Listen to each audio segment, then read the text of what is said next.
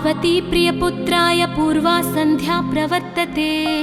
उत्तिष्ठ गजराज्यास्य कर्तव्यं लोकपालनम्। उत्तिष्ठोत्तिष्ठ विघ्नेश उत्तिष्ठ गणनायक। उत्तिष्ठ गिरिजापुत्रा जगतां मङ्गलं कुरु। श्रीकाणिपाकवरसिद्धिविनायकत्वं प्रीत्याद्य जागृहि कुरु प्रियमङ्गलानि। त्रैलोक्यरक्षणकराणि महोज्ज्वलानि। श्रीमद्विनायक विभो तव सुप्रभातम्। श्रीमद्विहारपुरवास शिवात्मजात कूपोद्भवाद्भुतविलास स्वयंभुमूर्ते। श्रीदेव शङ्खलिखिताश्रितपादपद्मा। श्रीमद्विनायक विभो तव सुप्रभातम्। श्रीनारिकेळवनशोभितपुष्टिगात्र क्षीराभिषिक्तशुभविग्रह तत्त्वमूर्ते। दिव्याङ्गमूषिकसुवाहनमोदरूप श्रीमद्विनायक विभो तव सुप्रभातम्। श्रीकाणिपाकवरभूतलवासतुष्ट हे आदिपूज्य अरुणारुणभानुतेज। प्राचीदिशाम्बरमिदं रविकान्तिनिष्ठं श्रीमद्विनायक विभो तव सुप्रभातम्। श्रीबाहुदा शुभतरङ्गसुबाहुदत्त सुस्निग्धशीतलकणानपि सङ्गृहीत्य प्रभातवायुरिहयास्यति सेवनाय श्रीमद्विनायक विभो तव सुप्रभातम्। गौरीकराम्बुजसुलालितदिव्यवक्त्र श्रीकण्ठमानसमुदाकरमोदरूप कैलासशैलशिखरस्थितबालभानो श्रीमद्गणेश्वर विभो तव सुप्रभातम्। दूर्वाङ्कुराणि जलजानि सुपुष्पकाणि बिल्वानि पूजनविधौ च सुसज्जितानि। नित्यार्चनोत्सुकमदोत्कटवारणास्य श्रीमद्गणेश्वर विभो तव सुप्रभातम्। हृत्कूपमध्यसमुपस्थितचित्स्वरूप कूटस्थतत्त्वमिदमेव हि बोधनेन त्वामत्र भासि विदधासि समस्तशोभान् श्रीमद्गणेश्वर विभो तव सुप्रभातम्। श्रीमुद्गलाख्यमुनिसन्नुत सच्चरित्र वासिष्ठकृत्समदमुख्य ऋषीश्वरीत्या वेदोक्तदेवगणमन्त्रगणादिनाथ श्रीमद्गणेश्वर विभो तव सुप्रभातम्। ऋग्वेदकीर्तितगणाधिपज्येष्ठराज त्वं ब्रह्मणस्पतिरिति प्रकटीकृतोऽसि। आधर्वशीर्षमनुमन्त्रितदिव्यमूर्ते श्रीमद्गणेश्वर विभो तव सुप्रभातम्। ब्रह्मादिदेव परिकीर्तितवेदपाठाः त्वच्छूर्पकर्णकुहरौ प्रविशन्ति देवाः। श्रुत्याधुनैव परिपालय धर्मसङ्घान् श्रीवल्लभेश भगवन् तव सुप्रभातम्। हेरम्बलम्ब जठराद्भुतदिव्यगात्र प्रारम्भपूजनमिदं दयया गृहीत्वा सर्वाशुभानि परिनाशय सर्वपुत्र श्रीवल्लभेश भगवन् तव सुप्रभातम्। भानुदयेन न हि दृश्यति चन्द्रबिम्बं त्वत्फालदेश शशिरेव विभाति नित्यं। सत्यस्वरूप निगमागमसन्नुताङ्घ्रे श्रीवल्लभेश भगवन् तव सुप्रभातम्। कालाग्निरुद्रसुतकालनियामकत्वं कालानुकूलफलदोऽसि कलामयोऽसि। कल्याणकारक कलाधर शेखरोऽसि श्रीवल्लभेश भगवन् तव सुप्रभातम्। उग्रस्वरूप रिपुनाशक उग्रपुत्र सौम्योऽसि सोमविनुतोऽसि प्रशान्तरूप। सर्वेश सर्वफलकारक सर्वमूर्ते श्रीवल्लभेश भगवन् तव सुप्रभातम्। दारिद्र्यदुःखभयभञ्जन दक्ष स्वामिन् तारुण्यविग्रह धनादिफलप्रदायिन्। लावण्यमञ्जुलकलान्वितरञ्जितास्य हे विघ्ननाथ भगवन् तव सुप्रभातम्। गम्भीजतुष्टगणराजगकार गान्धर्वगानपरिवर्तितनादमूर्ते गाङ्गेयगण्यगणिताधिककलास्वरूप श्रीमद्विनायक विभो तव सुप्रभातम्। मूलादिचक्रनिलयोच्युतयोगमूर्ते त्वामादिदेवमनुचिन्त्य तरन्ति भक्ताः रागादिदोषपरिहारकवेदवेद्या हे विघ्ननाथ भगवन् तव सुप्रभातम्। लक्ष्म्यादिशक्तियुतशक्तिगणेश्वरोऽसि दिव्याक्षरोऽसि शुभमन्त्रविराजितोऽसि तन्त्रादिभिर्नुतनतेष्टतवल्लभेश हे विघ्ननाथ भगवन् तव सुप्रभातम्। नागोपवीतधरनाथ विनोदचित्त नागास्य नाशित महाघनतानुरक्त आनन्दतुन्दिलतनो बहिरान्तरस्थ हे विघ्ननाथ भगवन् तव सुप्रभातम्। भद्रे भवक्त्र नवभद्रद भद्रतेज रुद्रप्रियात्मज मदद्रव शक्तियुक्त आद्रीशजा मधुरवत्सलता निधान हे विघ्ननाथ भगवन् तव सुप्रभातम्। सर्वार्थसिद्धिफलदायक बुद्धिदायिन् विघ्नाद्रिवज्रपरिपूज्य चतुर्थी काले भद्रं पदं दिशसि भक्तगणार्थितोऽसि हे विघ्ननाथ भगवन् तव सुप्रभातम्। बालादिभव्य बहुरूपधरोऽसि देव चिन्तामणिस्त्वमसि सर्वफलप्रदोऽसि त्वन्नाम दिव्यमणिरस्ति जगद्धिताय हे विघ्ननाथ भगवन् तव सुप्रभातम्।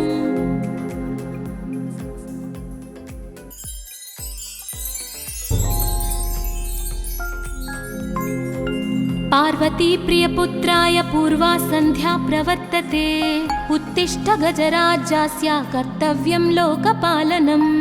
उत्तिष्ठोत्तिष्ठ विघ्नेश उत्तिष्ठ गणनायका उत्तिष्ठ गिरिजापुत्रा जगतां मङ्गलं कुरु। श्रीकाणिपाकवरसिद्धिविनायकत्वं प्रीत्याद्य जागृहि कुरु प्रियमङ्गलानि त्रैलोक्यरक्षणकराणि महोज्ज्वलानि श्रीमद्विनायक विभो तव सुप्रभातम्। श्रीमद्विहारपुरवास शिवात्मजाता कूपोद्भवाद्भुतविलास स्वयंभुमूर्ते श्रीदेव शङ्खलिखिताश्रितपादपद्मा श्रीमद्विनायक विभो तव सुप्रभातम्। श्रीनारिकेळवनशोभितपुष्टिगात्र क्षीराभिषिक्तशुभविग्रहतत्त्वमूर्ते दिव्याङ्गमूषिकसुवाहनमोदरूपा श्रीमद्विनायक विभो तव सुप्रभातम्। श्रीकाणिपाकवरभूतलवासतुष्ट हे आदिपूज्य अरुणारुणभानुतेज प्राचीदिशाम्बरमिदं रविकान्तिनिष्ठं श्रीमद्विनायक विभो तव सुप्रभातम्।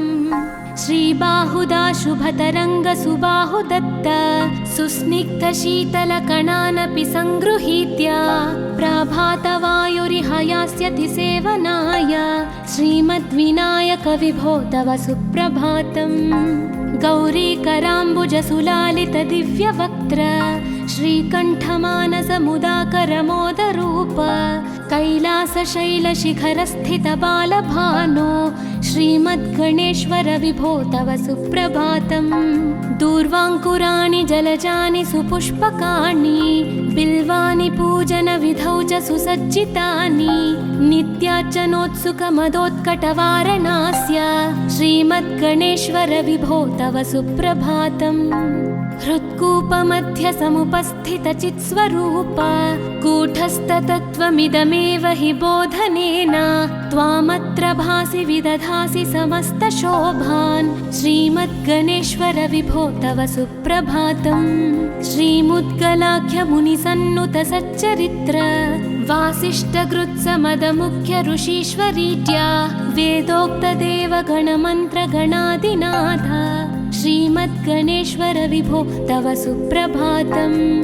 ऋग्वेदकीर्तितगणाधिपज्येष्ठराज त्वं ब्रह्मणस्पतिरिति प्रकटीकृतोऽसि आधर्वशीर्षमनुमन्त्रितदिव्यमूर्ते श्रीमद्गणेश्वर विभो तव सुप्रभातम्। ब्रह्मादिदेव परिकीर्तितवेदपाठाः त्वच्छूर्पकर्णकुहरौ प्रविशन्ति देवाः श्रुत्याधुनैव परिपालय धर्मसङ्घान् श्रीवल्लभेश भगवन् तव सुप्रभातम्। हेरम्बलम्ब जठराद्भुतदिव्यगात्रा प्रारम्भपूजनमिदं दयया गृहीत्वा सर्वाशुभानि परिनाशय सर्वपुत्र श्रीवल्लभेश भगवन् तव सुप्रभातम् भानुदयेन न हि दृश्यति चन्द्रबिम्बं त्वत्फालदेश शशिरेव विभाति नित्यं सत्यस्वरूप निगमागमसन्नुताङ्घ्रे श्रीवल्लभेश भगवन् तव सुप्रभातम् कालाग्निरुद्रसुतकालनियामकत्वं कालानुकूलफलदोऽसि कलामयोऽसि कल्याणकारक कलाधरशेखरोऽसि श्रीवल्लभेश भगवन् तव सुप्रभातम् उग्रस्वरूप रिपुनाशक उग्रपुत्र सौम्योऽसि सोमविनुतोऽसि प्रशान्तरूप सर्वेश सर्वफलकारक सर्वमूर्ते श्रीवल्लभेश भगवन् तव सुप्रभातम् दारिद्र्यदुःखभयभञ्जन दक्ष स्वामिन् तारुण्यविग्रहधनादिफलप्रदायिन् लावण्यमञ्जुलकलान्वितरञ्जितास्य हे विघ्ननाथ भगवन् तव सुप्रभातम् गम्भीजतुष्टगणराजगकार गान्धर्वगानपरिवर्तितनादमूर्ते गाङ्गेयगण्यगणिताधिककलास्वरूप श्रीमद्विनायक विभो तव सुप्रभातम् मूलादिचक्रनिलयोच्युतयोगमूर्ते त्वामादिदेवमनुचिन्त्य तरन्ति भक्ताः रागादिदोषपरिहारकवेदवेद्या हे विघ्ननाथ भगवन् तव सुप्रभातम् लक्ष्म्यादिशक्तियुतशक्तिगणेश्वरोऽसि दिव्याक्षरोऽसि शुभमन्त्रविराजितोऽसि तन्त्रादिभिर्नुतनतेष्टतवल्लभेश हे विघ्ननाथ भगवन् तव सुप्रभातम् नागोपवीतधरनाथ विनोदचित्त नागास्य नाशित महाघनतानुरक्त आनन्दतुन्दिलतनो बहिरान्तरस्थ हे विघ्ननाथ भगवन् तव सुप्रभातम् भद्रे भवक्त्र नवभद्रद भद्रतेज रुद्रप्रियात्मज मदद्रव शक्तियुक्त आद्रीशजा मधुरवत्सलता निधान हे विघ्ननाथ भगवन् तव सुप्रभातम् सर्वार्थसिद्धिफलदायक बुद्धिदायिन् विघ्नात्रिवज्रपरिपूज्य चतुर्थीकाले भद्रं पदं दिशसि भक्तगणार्थितोऽसि हे विघ्ननाथ भगवन् तव सुप्रभातम् बालादिभव्य बहुरूपधरोऽसि देव चिन्तामणिस्त्वमसि सर्वफलप्रदोऽसि त्वन्नाम दिव्यमणिरस्ति जगद्धिताय हे विघ्ननाथ भगवन् तव सुप्रभातम्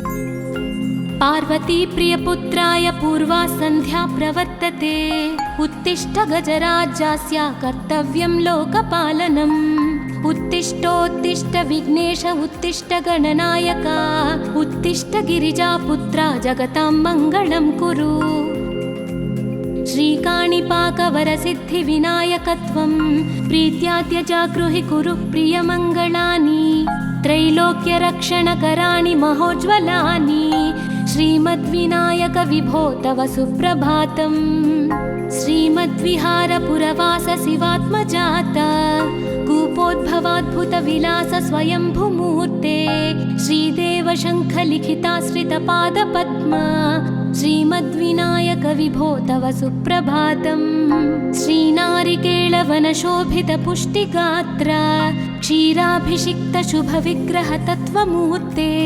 दिव्याङ्गमूषिकसुवाहनमोदरूप श्रीमद्विनायक विभो तव सुप्रभातम् श्रीकाणिपाकवरभूतलवासतुष्ट हे आदिपूज्य अरुणारुणभानुतेज प्राचीदिशाम्बरमिदं रविकान्तिनिष्ठं श्रीमद्विनायक विभो तव सुप्रभातम् श्रीबाहुदा शुभतरङ्गसुबाहुदत्त सुस्निग्धशीतलकणानपि सङ्गृहीत्य प्राभातवायुरिहयास्यति सेवनाय श्रीमद्विनायक विभो तव सुप्रभातम् गौरीकराम्बुजसुलालितदिव्यवक्त्र श्रीकण्ठमानसमुदाकरमोदरूप कैलासशैलशिखरस्थितबालभानो श्रीमद्गणेश्वर विभो तव सुप्रभातम्। दूर्वाङ्कुराणि जलजानि सुपुष्पकाणि बिल्वानि पूजनविधौ च सुसज्जितानि नित्यार्चनोत्सुकमदोत्कटवारणास्य श्रीमद्गणेश्वर विभो तव सुप्रभातम्। हृत्कूपमध्य समुपस्थितचित्स्वरूप कूटस्थतत्त्वमिदमेव हि बोधनेन त्वामत्र भासि विदधासि समस्तशोभान् श्रीमद्गणेश्वर विभो तव सुप्रभातम्। श्रीमुद्गलाख्यमुनिसन्नुत सच्चरित्र वासिष्ठकृत्समदमुख्य ऋषीश्वरीत्या वेदोक्तदेवगणमन्त्रगणादिनाथ श्रीमद्गणेश्वर विभो तव सुप्रभातम्। ऋग्वेदकीर्तितगणाधिपज्येष्ठराज त्वं ब्रह्मणस्पतिरिति प्रकटीकृतोऽसि आधर्वशीर्षमनुमन्त्रितदिव्यमूर्ते श्रीमद्गणेश्वर विभो तव सुप्रभातम्। ब्रह्मादिदेव परिकीर्तितवेदपाठाः त्वच्छूर्पकर्णकुहरौ प्रविशन्ति देवाः श्रुत्याधुनैव परिपालय धर्मसङ्घान् श्रीवल्लभेश भगवन् तव सुप्रभातम्। हेरम्बलम्ब जठराद्भुत दिव्यगात्र प्रारम्भपूजनमिदं दयया गृहीत्वा सर्वाशुभानि परिनाशय सर्वपुत्र श्रीवल्लभेश भगवन् तव सुप्रभातम्। भानोदयेन न हि दृश्यति चन्द्रबिम्बं त्वत्फालदेश शशिरेव विभाति नित्यं सत्यस्वरूप निगमागमसन्नुताङ्घ्रे श्रीवल्लभेश भगवन् तव सुप्रभातम्। कालाग्निरुद्रसुतकालनियामकत्वं कालानुकूलफलदोऽसि कलामयोऽसि कल्याणकारक कलाधरशेखरोऽसि श्रीवल्लभेश भगवन् तव सुप्रभातम्। उग्रस्वरूप रिपुनाशक उग्रपुत्र सौम्योऽसि सोमविनुतोऽसि प्रशान्तरूप सर्वेश सर्वफलकारक सर्वमूर्ते श्रीवल्लभेश भगवन् तव सुप्रभातम्। दारिद्र्यदुःखभयभञ्जन दक्ष स्वामिन् तारुण्यविग्रहधनादिफलप्रदायिन् लावण्यमञ्जुलकलान्वितरञ्जितास्य हे विघ्ननाथ भगवन् तव सुप्रभातम्।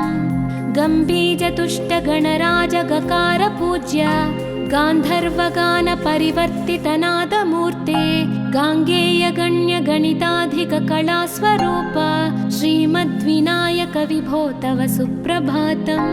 मूलादिचक्रनिलयोच्युतयोगमूर्ते त्वामादिदेवमनुचिन्त्य तरन्ति भक्ताः रागादिदोषपरिहारक वेदवेद्या हे विघ्ननाथ भगवन् तव सुप्रभातम्। लक्ष्म्यादिशक्तियुत शक्ति गणेश्वरोऽसि दिव्याक्षरोऽसि शुभमन्त्रविराजितोऽसि तन्त्रादिभिर्नुतनतेष्टत वल्लभेश हे विघ्ननाथ भगवन् तव सुप्रभातम्। नागोपवीतधरनाथ विनोदचित्त नागास्य नाशित महाघनतानुरक्त आनन्दतुन्दिलतनो बहिरान्तरस्थ हे विघ्ननाथ भगवन् तव सुप्रभातम्। भद्रे भवक्त्र नवभद्रद भद्रतेज रुद्रप्रियात्मज मदद्रव शक्तियुक्त आद्रीशजा मधुरवत्सलता निधान हे विघ्ननाथ भगवन् तव सुप्रभातम्। सर्वार्थसिद्धिफलदायक बुद्धिदायिन् विघ्नाद्रिवज्रपरिपूज्य चतुर्थी काले भद्रं पदं दिशसि भक्तगणार्थितोऽसि हे विघ्ननाथ भगवन् तव सुप्रभातम्। बालादिभव्य बहुरूपधरोऽसि देव चिन्तामणिस्त्वमसि सर्वफलप्रदोऽसि त्वन्नाम दिव्यमणिरस्ति जगद्धिताय हे विघ्ननाथ भगवन् तव सुप्रभातम्।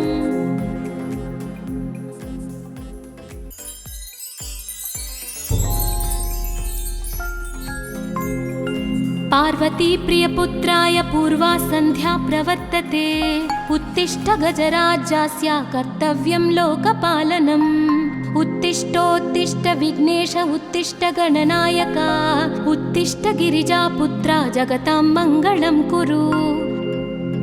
श्रीकाणिपाकवरसिद्धिविनायकत्वं प्रीत्याद्य जागृहि कुरु प्रियमङ्गलानि त्रैलोक्यरक्षणकराणि महोज्ज्वलानि श्रीमद्विनायक विभो तव सुप्रभातम्। श्रीमद्विहारपुरवास शिवात्मजाता कूपोद्भवाद्भुतविलास स्वयंभुमूर्ते श्रीदेव शङ्खलिखिताश्रितपादपद्मा श्रीमद्विनायक विभो तव सुप्रभातम्।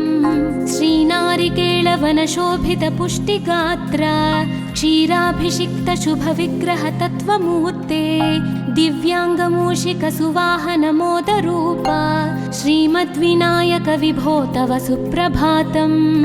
श्रीकाणिपाकवरभूतलवासतुष्ट हे आदिपूज्य अरुणारुणभानुतेज प्राचीदिशाम्बरमिदं रविकान्तिनिष्ठं श्रीमद्विनायक विभो तव सुप्रभातम्।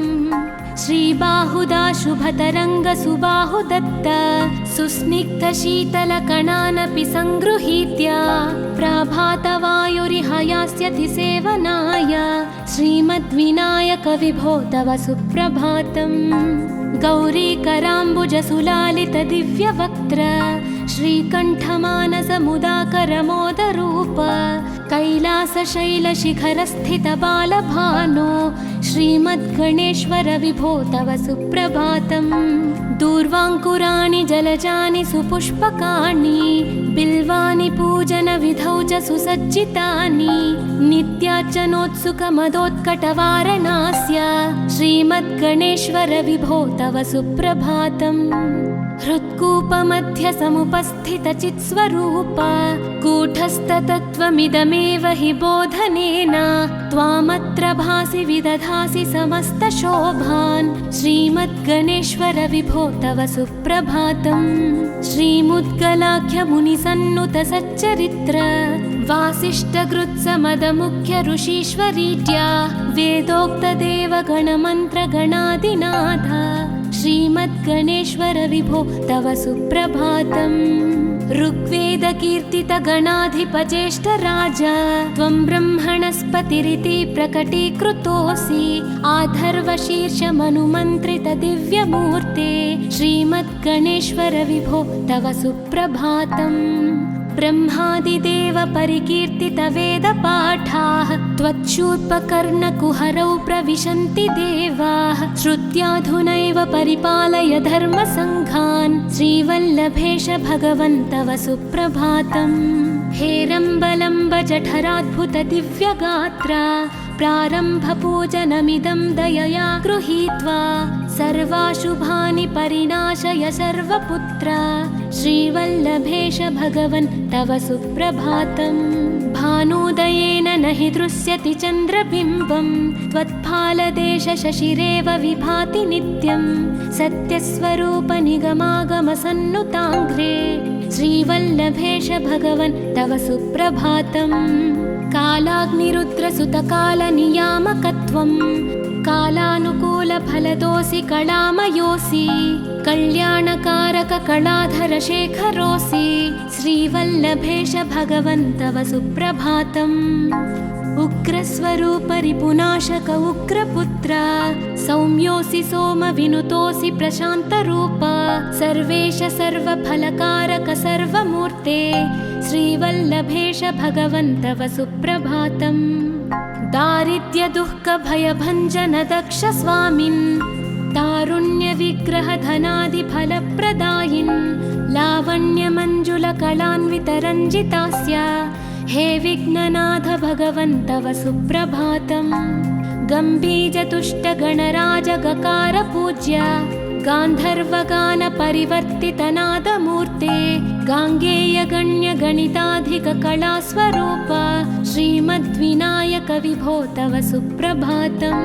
मूलादिचक्रनिलयोच्युतयोगमूर्ते त्वामादिदेवमनुचिन्त्य तरन्ति भक्ताः रागादिदोषपरिहारकवेदवेद्या हे विघ्ननाथ भगवन् तव सुप्रभातम् लक्ष्म्यादिशक्तियुतशक्तिगणेश्वरोऽसि दिव्याक्षरोऽसि शुभमन्त्रविराजितोऽसि तन्त्रादिभिर्नुतनतेष्टतवल्लभेश हे विघ्ननाथ भगवन् तव सुप्रभातम् नागोपवीतधरनाथ विनोदचित्त नागास्य नाशित महाघनतानुरक्त आनन्दतुन्दिलतनो बहिरान्तरस्थ हे विघ्ननाथ भगवन् तव सुप्रभातम् भद्रे भवक्त्र नवभद्रद भद्रतेज रुद्रप्रियात्मज मदद्रव शक्तियुक्त आद्रीशजा मधुरवत्सलता निधान हे विघ्ननाथ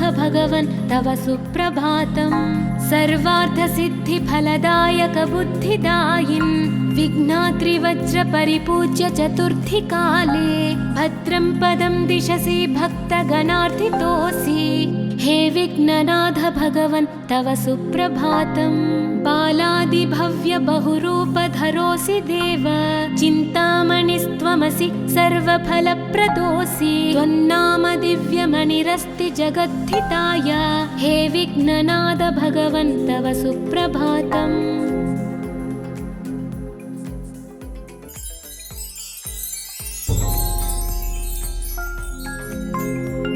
पार्वती प्रियपुत्राय पूर्वा सन्ध्या प्रवर्तते उत्तिष्ठ गजराज्यस्य कर्तव्यं लोकपालनम् उत्तिष्ठोत्तिष्ठ विघ्नेश उत्तिष्ठ गणनायक उत्तिष्ठ गिरिजापुत्रा जगतां मङ्गलं कुरु श्रीकाणिपाकवरसिद्धिविनायकत्वं प्रीत्याद्य जागृहि कुरु प्रियमङ्गलानि त्रैलोक्यरक्षणकराणि महोज्ज्वलानि श्रीमद्विनायक विभो तव सुप्रभातम् श्रीमद्विहारपुरवास शिवात्मजात कूपोद्भवाद्भुतविलास स्वयंभूमूर्ते श्रीदेव शङ्खलिखिताश्रितपादपद्मा श्रीमद्विनायक विभो तव सुप्रभातम् श्रीनारिकेळवनशोभितपुष्टिगात्र क्षीराभिषिक्त शुभविग्रह तत्त्वमूर्ते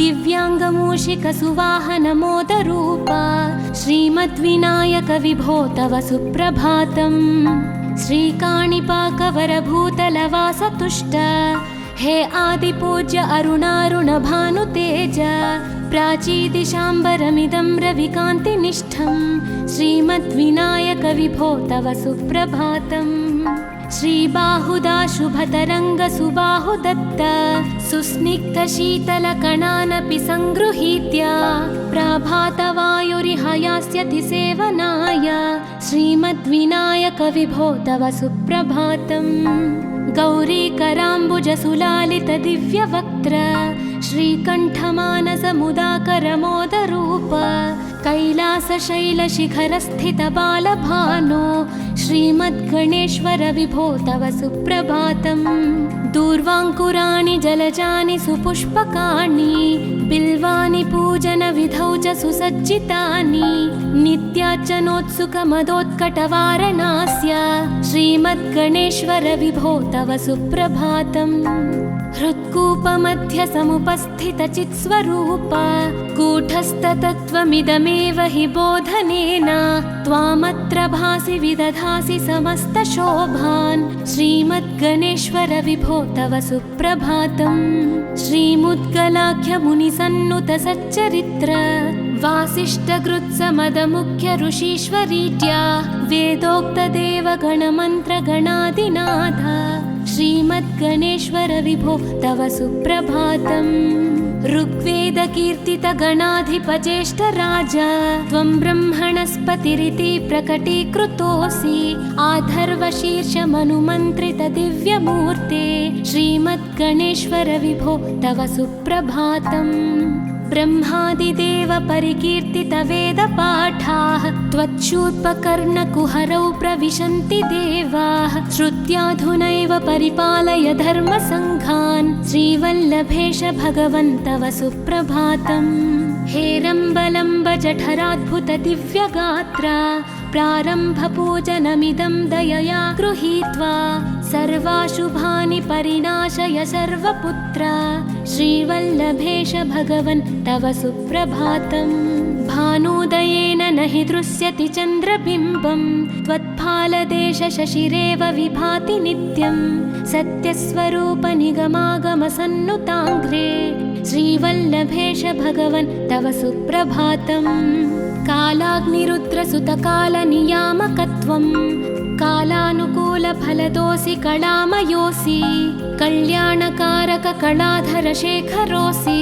श्रीवल्लभेश भगवन् तव सुप्रभातम् उग्रस्वरूप रिपुनाशक उग्रपुत्र सौम्योऽसि सोमविनुतोऽसि प्रशान्तरूप सर्वेश सर्वफलकारक सर्वमूर्ते श्रीवल्लभेश भगवन् तव सुप्रभातम् दारिद्र्यदुःखभयभञ्जन दक्ष स्वामिन् तारुण्यविग्रहधनादिफलप्रदायिन् लावण्यमञ्जुलकलान्वितरञ्जितास्य हे विघ्ननाथ भगवन् तव सुप्रभातम् गम्भीरतुष्टगणराजगकार पूज्य गान्धर्वगानपरिवर्तितनादमूर्ते गाङ्गेयगण्यगणिताधिककलास्वरूप श्रीमद्विनायक विभो तव सुप्रभातम् मूलादिचक्रनिलयोच्युतयोगमूर्ते त्वामादिदेवमनुचिन्त्य तरन्ति भक्ताः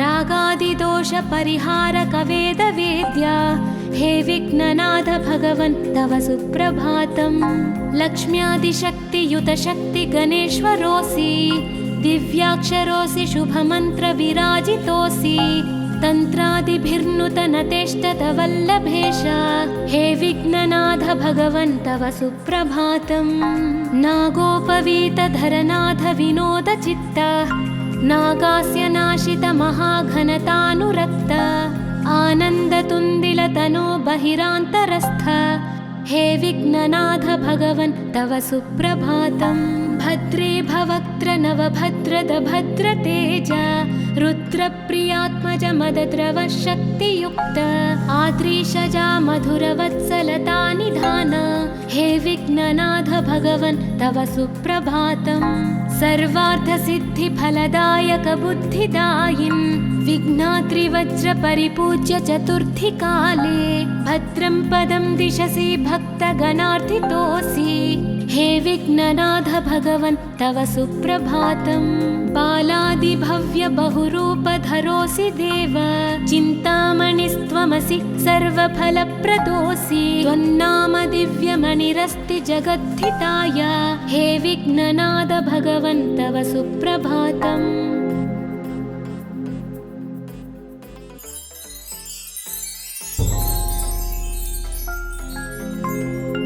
पार्वती प्रियपुत्राय पूर्वा सन्ध्या प्रवर्तते उत्तिष्ठ गजराज्यास्य कर्तव्यं लोकपालनम् उत्तिष्ठोत्तिष्ठ विघ्नेश उत्तिष्ठ गणनायक उत्तिष्ठ गिरिजापुत्रा जगतां मङ्गलं कुरु श्रीकाणिपाकवरसिद्धिविनायकत्वं प्रीत्याद्य जागृहि कुरु प्रियमङ्गलानि त्रैलोक्यरक्षणकराणि महोज्ज्वलानि श्रीमद्विनायक विभो तव सुप्रभातम् श्रीमद्विहारपुरवास शिवात्मजात कूपोद्भवाद्भुतविलास स्वयंभुमूर्ते श्रीदेव शङ्खलिखिताश्रितपादपद्मा श्रीमद्विनायक विभो तव सुप्रभातम् श्रीनारिकेळवनशोभितपुष्टिगात्र क्षीराभिषिक्तशुभविग्रहतत्त्वमूर्ते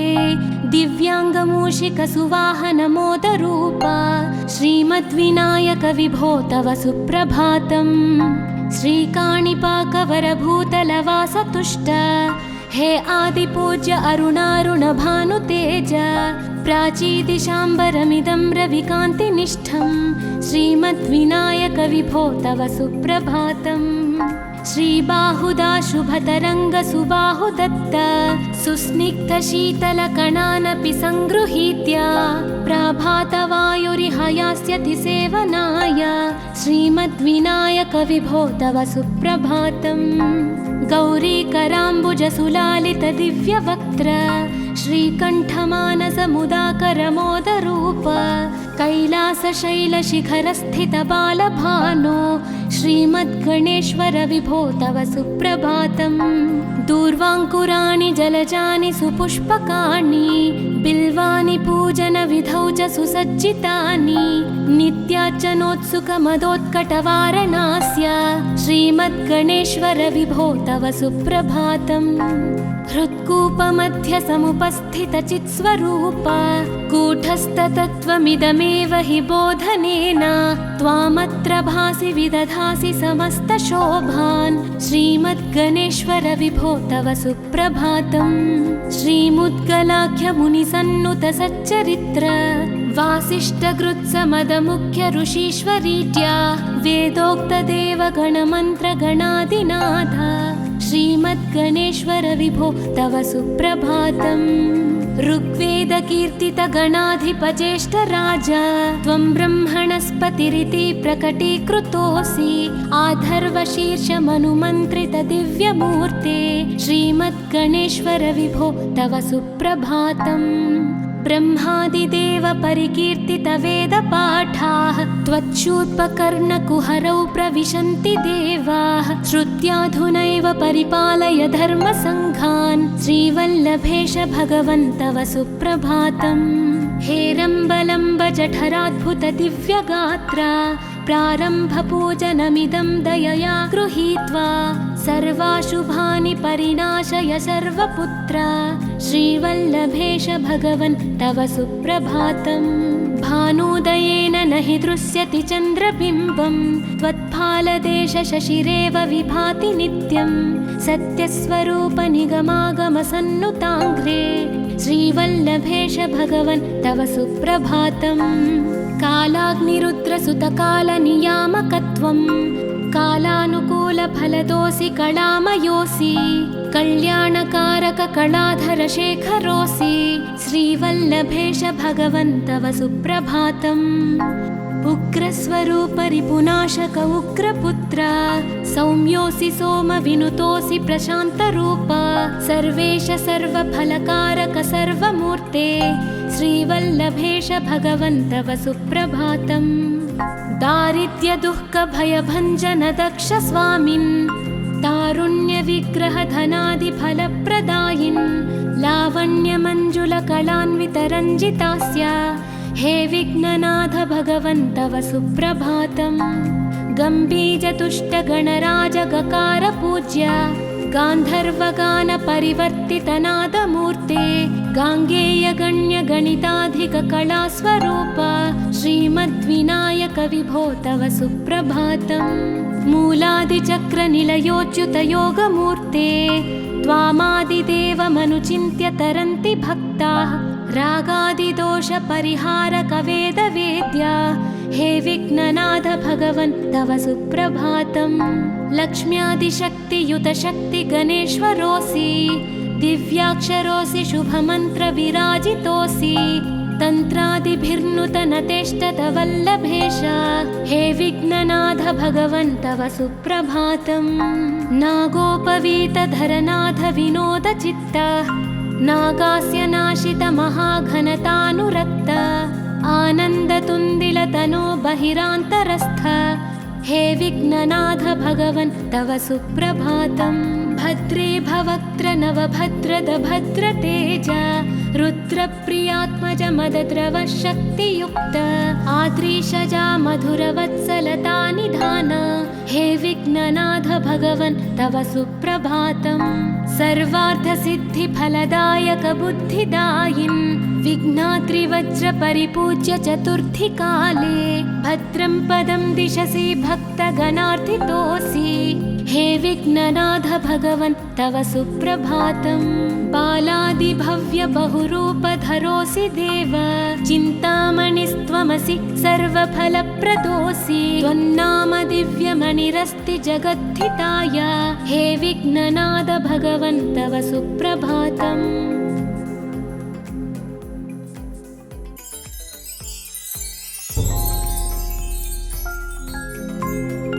पार्वती प्रियपुत्राय पूर्वा सन्ध्या प्रवर्तते उत्तिष्ठ गजराज्यास्य कर्तव्यं लोकपालनम् उत्तिष्ठोत्तिष्ठ विघ्नेश उत्तिष्ठ गणनायका उत्तिष्ठ गिरिजापुत्रा जगतां मङ्गलं कुरु।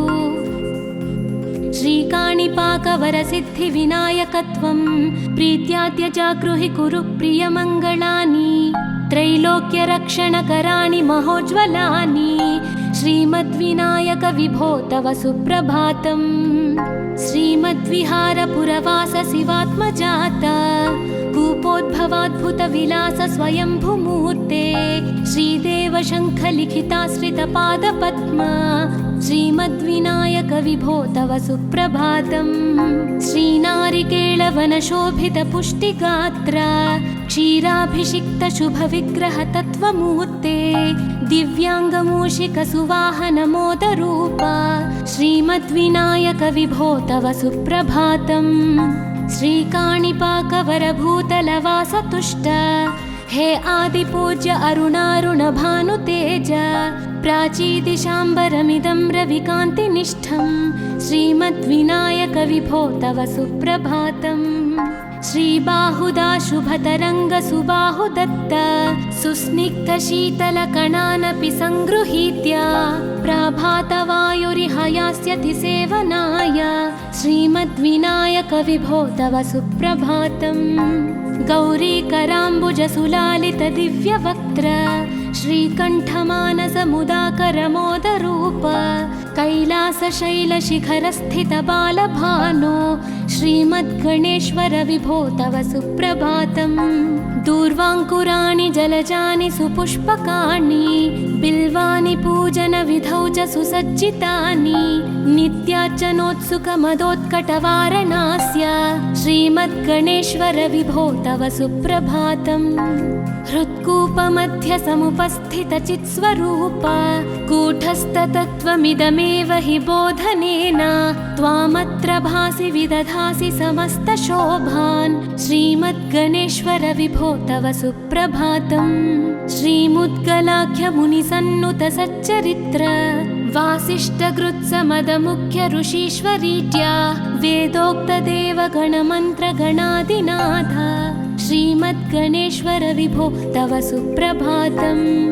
ऋग्वेदकीर्तितगणाधिपज्येष्ठराज त्वं ब्रह्मणस्पतिरिति प्रकटीकृतोऽसि आधर्वशीर्षमनुमन्त्रितदिव्यमूर्ते श्रीमद्गणेश्वर विभो तव सुप्रभातम्। ब्रह्मादिदेव परिकीर्तितवेदपाठाः त्वच्छूर्पकर्णकुहरौ प्रविशन्ति देवाः श्रुत्याधुनैव परिपालय धर्मसङ्घान् श्रीवल्लभेश भगवन् तव सुप्रभातम्। हेरम्बलम्ब जठराद्भुतदिव्यगात्रा प्रारम्भपूजनमिदं दयया गृहीत्वा सर्वाशुभानि परिनाशय सर्वपुत्रा श्रीवल्लभेश भगवन् तव सुप्रभातम्। भानुदयेन न हि दृश्यति चन्द्रबिम्बं त्वत्फालदेशशशिरेव विभाति नित्यं सत्यस्वरूप निगमागमसन्नुताङ्घ्रे श्रीवल्लभेश भगवन् तव सुप्रभातम्। कालाग्निरुद्रसुतकालनियामकत्वं कालानुकूलफलदोऽसि कलामयोऽसि कल्याणकारककलाधरशेखरोऽसि श्रीवल्लभेश भगवन् तव सुप्रभातम्। उग्रस्वरूपरिपुनाशक उग्रपुत्र सौम्योऽसि सोमविनुतोऽसि प्रशान्तरूप सर्वेश सर्वफलकारक सर्वमूर्ते श्रीवल्लभेश भगवन् तव सुप्रभातम्। दारिद्र्यदुःखभयभञ्जन दक्ष स्वामिन् तारुण्यविग्रहधनादिफलप्रदायिन् लावण्यमञ्जुलकलान्वितरञ्जितास्य हे विघ्ननाथ भगवन् तव सुप्रभातम्। गम्भीजतुष्टगणराजगकार गान्धर्वगानपरिवर्तितनादमूर्ते गाङ्गेयगण्यगणिताधिककलास्वरूप श्रीमद्विनायक विभो तव सुप्रभातम्। मूलादिचक्रनिलयोच्युतयोगमूर्ते त्वामादिदेवमनुचिन्त्य तरन्ति भक्ताः रागादिदोषपरिहारकवेदवेद्या हे विघ्ननाथ भगवन् तव सुप्रभातम् लक्ष्म्यादिशक्तियुतशक्तिगणेश्वरोऽसि दिव्याक्षरोऽसि शुभमन्त्रविराजितोऽसि तन्त्रादिभिर्नुतनतेष्टतवल्लभेश हे विघ्ननाथ भगवन् तव सुप्रभातम् नागोपवीतधरनाथ विनोदचित्त नागास्य नाशित महाघनतानुरक्त आनन्दतुन्दिलतनो बहिरान्तरस्थ हे विघ्ननाथ भगवन् तव सुप्रभातम् भद्रे भवक्त्र नवभद्रद भद्रतेज रुद्रप्रियात्मज मदद्रव शक्तियुक्त आद्रीशजा मधुरवत्सलता निधान हे विघ्ननाथ भगवन् तव सुप्रभातम् सर्वार्थसिद्धिफलदायक बुद्धिदायिन् विघ्नाद्रिवज्रपरिपूज्य चतुर्थीकाले भद्रं पदं दिशसि भक्तगणार्थितोऽसि हे विघ्ननाथ भगवन् तव सुप्रभातम् बालादिभव्य बहुरूपधरोऽसि देव चिन्तामणिस्त्वमसि सर्वफलप्रदोऽसि त्वन्नाम दिव्यमणिरस्ति जगद्धिताय हे विघ्ननाथ भगवन् तव सुप्रभातम्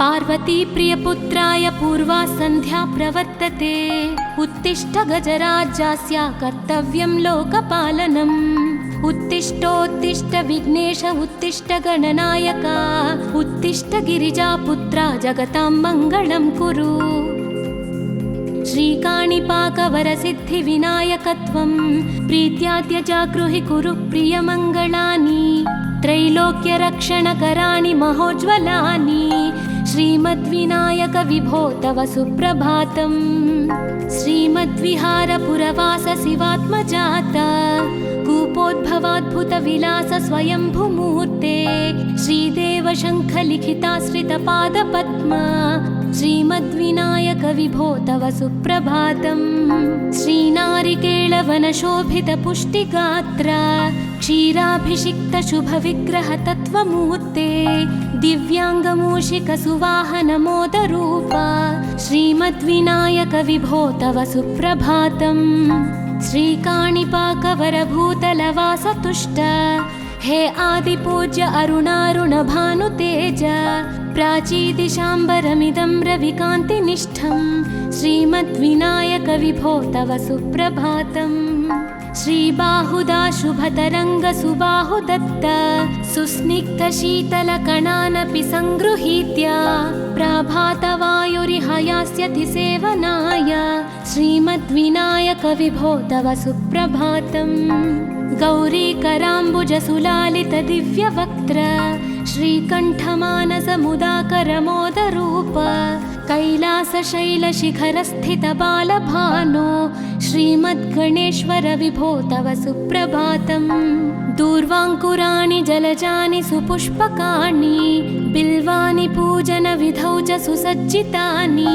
नित्यार्चनोत्सुकमदोत्कटवारणास्य श्रीमद्गणेश्वर विभो तव सुप्रभातम् हृत्कूपमध्य समुपस्थितचित्स्वरूप कूटस्थतत्त्वमिदमेव हि बोधनेन त्वामत्र भासि विदधासि समस्तशोभान् श्रीमद्गणेश्वर विभो तव सुप्रभातम् श्रीमुद्गलाख्यमुनिसन्नुत सच्चरित्र वासिष्ठकृत्समदमुख्य ऋषीश्वरीत्या वेदोक्तदेवगणमन्त्रगणादिनाथ श्रीमद्गणेश्वर विभो तव सुप्रभातम् ऋग्वेदकीर्तितगणाधिपज्येष्ठराज त्वं ब्रह्मणस्पतिरिति प्रकटीकृतोऽसि आधर्वशीर्षमनुमन्त्रित दिव्यमूर्ते श्रीमद्गणेश्वर विभो तव सुप्रभातम् ब्रह्मादिदेव परिकीर्तित वेदपाठाः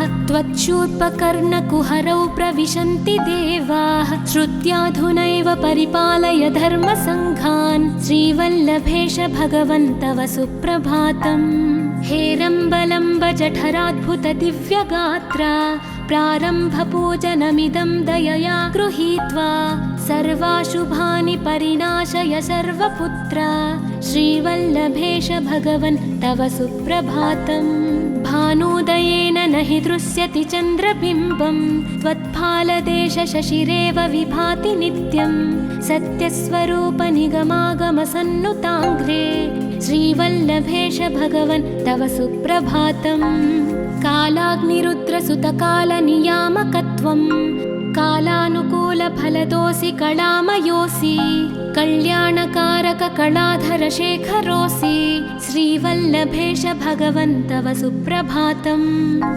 उग्रस्वरूप रिपुनाशक उग्रपुत्र सौम्योऽसि सोमविनुतोऽसि प्रशान्तरूप सर्वेश सर्वफलकारक सर्वमूर्ते श्रीवल्लभेश भगवन् तव सुप्रभातम् दारिद्र्यदुःखभयभञ्जन दक्ष स्वामिन् तारुण्यविग्रहधनादिफलप्रदायिन् लावण्यमञ्जुलकलान्वितरञ्जितास्य हे विघ्ननाथ भगवन् तव सुप्रभातम् गम्भीजतुष्टगणराजगकार पूज्य गान्धर्वगानपरिवर्तितनादमूर्ते गाङ्गेयगण्यगणिताधिककलास्वरूप श्रीमद्विनायक विभो तव सुप्रभातम् मूलादिचक्रनिलयोच्युतयोगमूर्ते त्वामादिदेवमनुचिन्त्य तरन्ति भक्ताः रागादिदोषपरिहारकवेदवेद्या हे विघ्ननाथ भगवन् तव सुप्रभातम्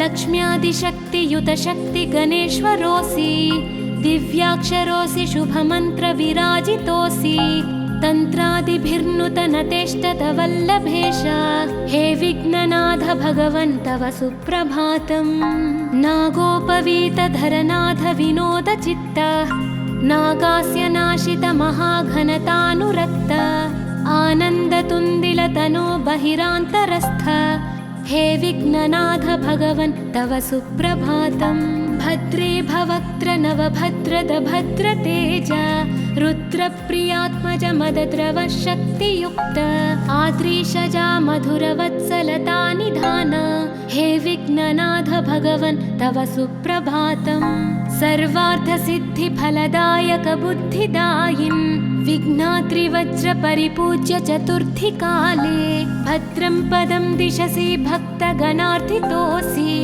हे विघ्ननाथ भगवन् तव सुप्रभातम् बालादिभव्य बहुरूपधरोऽसि देव चिन्तामणिस्त्वमसि सर्वफलप्रदोऽसि त्वन्नाम दिव्यमणिरस्ति जगद्धिताय हे विघ्ननाथ भगवन् तव सुप्रभातम्